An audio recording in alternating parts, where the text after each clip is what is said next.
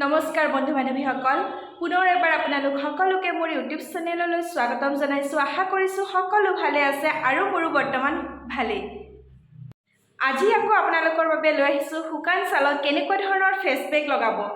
যোৱাটো ভিডিঅ'ত আপোনালোকৰ লগত শ্বেয়াৰ কৰিছিলোঁ শুকান ত্বকত সানিব পৰা এটা ফেচ পেক। পুনৰ এবাৰ আজি আকৌ এটা ফেচ পেক লৈ আহিছোঁ শুকান ত্বকৰ বাবে। আশা কৰিছোঁ ভিডিঅ'টো চাই খুব বেছি উপকৃত হ'ব।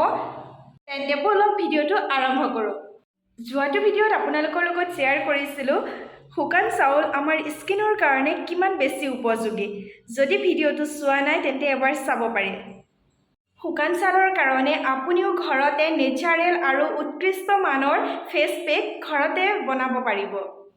তাৰ কাৰণে প্ৰয়োজনীয় বস্তুকেইটা হ'ল চাউল, এল'ভেৰা আৰু কল।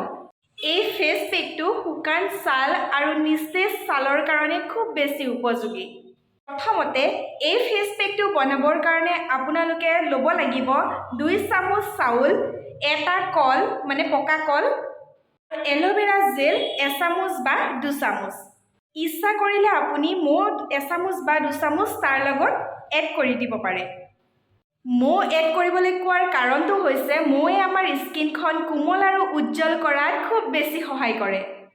এতিয়া প্ৰধান কামটো হ'ল এই ফেচ পেকটো কেনেকৈ তৈয়াৰ কৰিব। এই ফেচ পেকটো তৈয়াৰ কৰিবৰ কাৰণে চাউলখিনি ভালদৰে ধুই গুড়ি কৰি ল'ব আৰু লগত এটা পকা কল মিহি কৰি ল'ব। মিহি কৰি লোৱা চাউলৰ গুড়া লগত লোৱা কলটো পকা কলটো আৰু এল'ভেৰা জেল 1 চামুচ বা 2 চামুচ এটা পাত্ৰত ধুনীয়াকৈ মিক্স কৰি ল'ব। আৰু ইচ্ছা অনুসৰি এই পেকটোত মানে মিশ্ৰণটোত আপুনি 1 চামুচ বা 2 চামুচ মৌ এড কৰি দিব পাৰে। এতিয়া আপোনালোকৰ নিশ্চয় পেকটো মিশ্ৰণ কৰি হৈ গৈছে। যদি হৈ গৈছে মুখত ধুনীয়াকৈ লেপন দিব, মানে ধুনীয়াকৈ সানি থ'ব। লগতে ডিঙিৰ এই যে অংশখিনি আমাৰ কাপোৰ পিন্ধিলে ওলাই থাকে, এই যিখিনি অংশ ওলাই থাকে এইকণ জেগাত ধুনীয়াকৈ আপোনালোকে সানি ল'ব।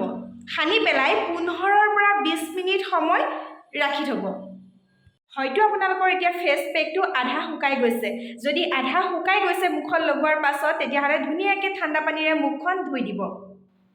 আজিৰ এই ফেচ পেকটোৰ উপকাৰিতা আপোনালোক সকলোৱে নিশ্চয় গম পায়। চাউলৰ উপকাৰিতা কিমান সকলোৱে নিশ্চয় গম পায়। এল'ভেৰাৰ উপকাৰিতা গুণাগুণ কিমান বেছি সেইটো আপোনালোকে নিশ্চয় গম পায়।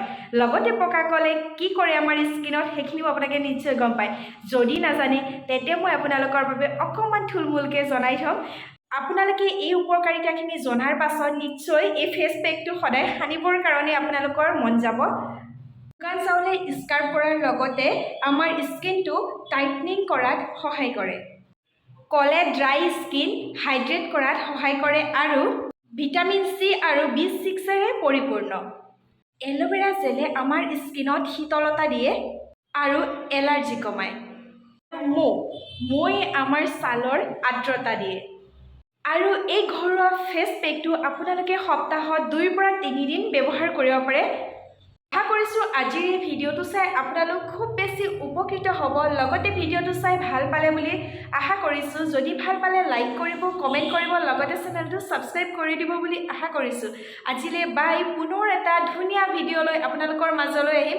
সকলো ভালে থাকক, সুস্থ থাকক আৰু হাঁহি থাকক।